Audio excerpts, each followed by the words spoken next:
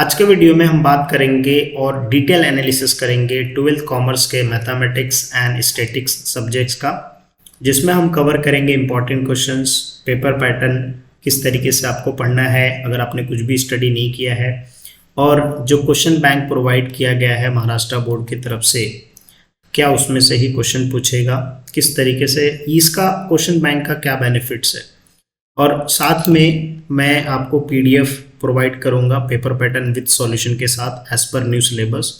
आपको सिंपली मेरे वेबसाइट पे आना है और ये वेबसाइट पे आने के बाद यहाँ पे आप देख सकते हैं सारे टॉपिक्स मिल जाएंगे, यहाँ से आप डाउनलोड कर सकते हैं इजीली।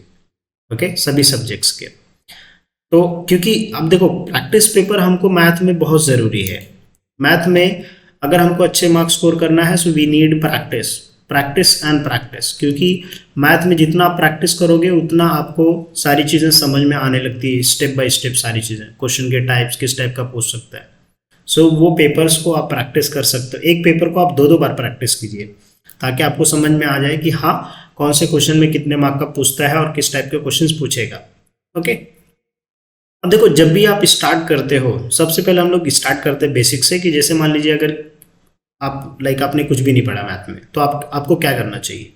सबसे पहले अगर आपने मैथ में कुछ भी नहीं पढ़ा है या आपने थोड़ा पढ़ा है या 10% हुआ है 5% हुआ है, तो सबसे पहले आपको क्या करना है, सबसे पहले आपको चैप्टर सेलेक्ट करना है, 2 चैप्टर्स। ओके, जैसे मान लीजिए सेक्शन 1 का आपको 2 चैप्टर सेलेक्ट करना है और सेक्शन 2 का आपको 2 चैप्टर सेलेक्ट करना है, तो टोटल कितने हो गए, 4 चैप्टर्स हो गए। ओके, एंड डेली का आपको 3 आवर्स आपको देना मैथ के लिए। ठीक है, अब अगर मेरे हिसाब से देखा जाए तो I will select 3rd and 4th। Okay, तो ये 7 और ये 9, तो ये टोटल कितना हो गया, 16 मार्क का हो गया। ठीक है, ये सेक्शन 1 का मैं चैप्टर सेलेक्ट करूंगा। और ऊपर से जैसे मैथमेटिकल लॉजिक में अगर आप फर्स्ट चैप्टर में देखोगे तो जो है ट्रूथ टेबल जो बनता है उसका एक क्वेश्चन कर लें, तो उसमें से कंपलसरी क्वेश्चन आएगा, तो यहाँ से ऑलमोस्ट 20 मार्क का हो जाएगा आपका। ओके, सेक्शन 2 का क्या करना है, सेक्शन 2 का सबसे पहले आप चैप्टर नंबर 7 कर लीजिएगा, फिर उसके बाद इंडेक्स नंबर कर लीजिएगा। इसलिए ये चैप्टर्स आप करिएगा क्योंकि इसमें फॉर्मूला है, 5 से 6 फॉर्मूला, वो आपको याद रखना है और आराम से आपको 2 क्वेश्चन कवर हो जाएगा, जिसमें से आपका 7 कंपलसरी आ जाएगा 100%। उसके बाद आप टाइम सीरीज कर सकते हो और ये असाइनमेंट सीक्वेंस का, अगर इसका हाफ स्टेप भी करोगे तो भी आपको मार्क्स मिलेगा। तो यहाँ पे 9 अगेन, इसमें से जो है 16 मार्क का आपका कवर हो गया। कुछ भी नहीं पढ़ा है या थोड़ा पढ़ा है तो अगर पढ़ लिया तो बहुत अच्छी बात, नहीं किया तो ये चैप्टर्स करो।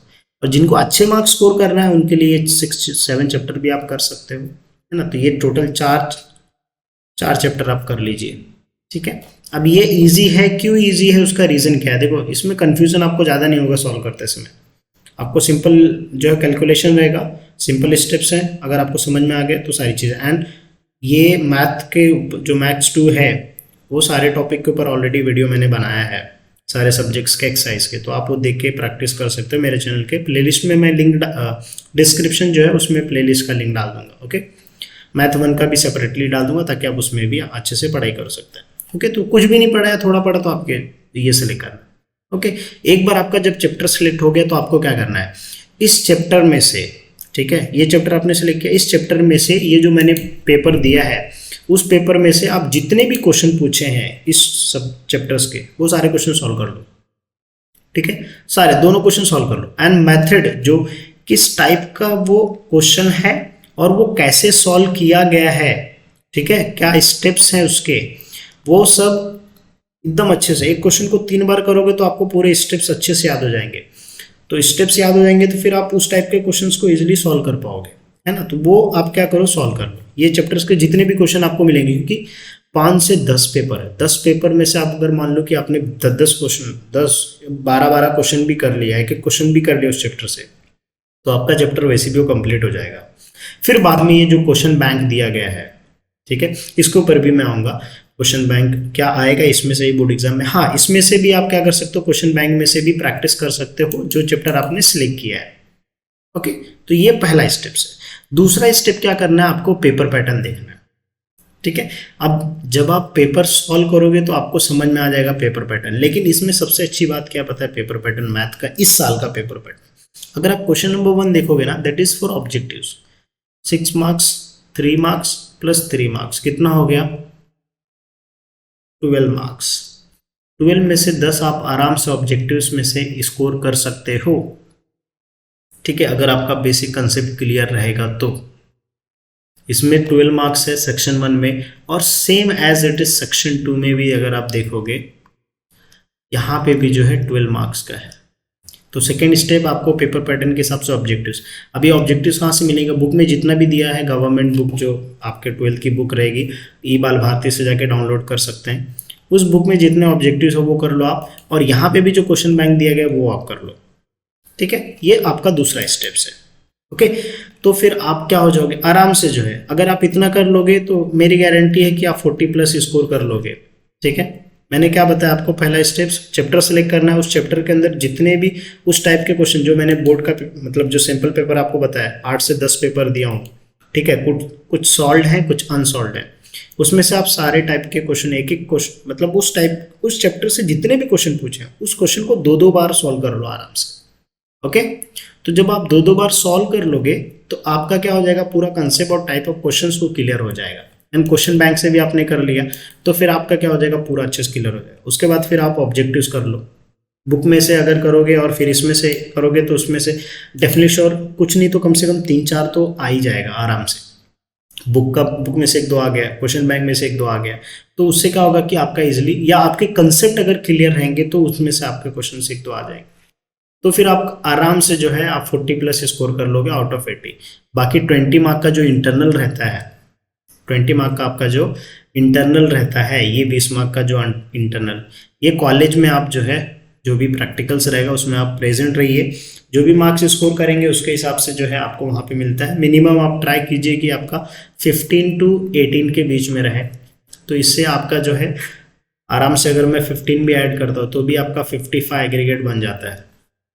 और बाकी के दूसरे पेपर जो आपके अच्छे से पढ़ के होंगे उसमें से आप कवर करोगे तो आपका 75 इजिली एग्रीगेट बन जाएगा, है ना। जैसे मान लीजिए इसमें 50 लाए, हिंदी में जो है आपने 80 ला लिया, 80 स्कोर कर लिया आउट ऑफ 100, तो फिर उससे क्या होगा कि आपका जो है 55, वहाँ से आपको 20 मिलके उधर पे 75 एग्रीगेट बन जाता है। ऐसा है, एक चैप्टर में एक सब्जेक्ट में अच्छा स्कोर किया, एक सब्जेक्ट में थोड़ा लो, तो दोनों का कवर होकर आराम से 70 का एग्रीगेट बना सकते हो आप, ओके। तो ये चीज़ करना है।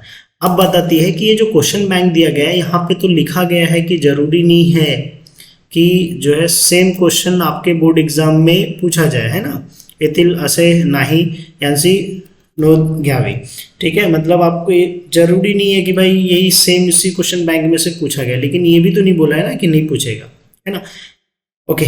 तो इसका क्या यूजेस है? इसका यूजेस ये है कि आपको अगर ये क्वेश्चन बैंक अगर आप सॉल्व करते हो तो इससे आपको एक बेनिफिट मिलेगा कि जो टाइप्स ऑफ क्वेश्चन है, ठीक है, जो टाइप्स ऑफ क्वेश्चन इसमें पूछे गए हैं, अगर मान लीजिए कि मैं नीचे आता हूँ यहाँ पे क्वेश्चन बैंक, ठीक है। अब इसमें जो भी क्वेश्चन बैंक सेक्शन 1 का मैं देखना था, मुझे सेक्शन 2 का है। अब सेक्शन 1 का, ओके एक मिनट जस्ट वेट, इतने सारे तो इसमें ऑब्जेक्टिव्स ही है, ठीक है।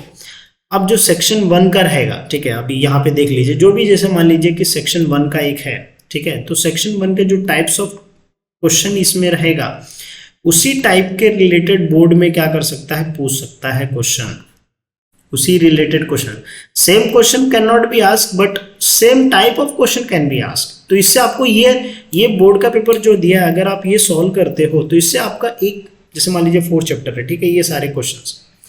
अब अगर आप ये सारे टाइप के क्वेश्चन सॉल्व कर लेते हो तो ये तो श्योर है कि भाई इस टाइप के क्वेश्चन आपके बोर्ड एग्जाम में पूछे जाएंगे। तो अब आपने जो है यहाँ पे जो मैंने दिया है आपको पेपर सॉल्यूशन, उसमें से अगर आप सॉल्व कर लेते हो और इसमें से भी ये भी आप सॉल्व कर लेते हो तो आपका जो है आराम से कवर हो जाएगा, है ना। तो ऐसा मान के मत चलिए कि यही क्वेश्चन दिया ये सेम पूछ लेगा। पूछ लिया तो बहुत अच्छी बात है, नहीं पूछा तो कम से कम सेम टाइप का क्वेश्चन आपके बोर्ड एग्जाम में पूछेगा। और प्रैक्टिस के लिए जितना भी आपको मटेरियल चाहिए वो सारा मटेरियल मैंने यहाँ पे ऐड कर दिया है, ठीक है। इतना एक इनफ है एक स्टूडेंट को अच्छे मार्क्स स्कोर करने के लिए, ओके। सो आपको पेपर पैटर्न मिल गया, क्वेश्चन बैंक मिल गया, इंपॉर्टेंट चैप्टर्स मैंने आपको बता दिया कि कौन कौन से चैप्टर्स आपको पहले करने हैं, है ना।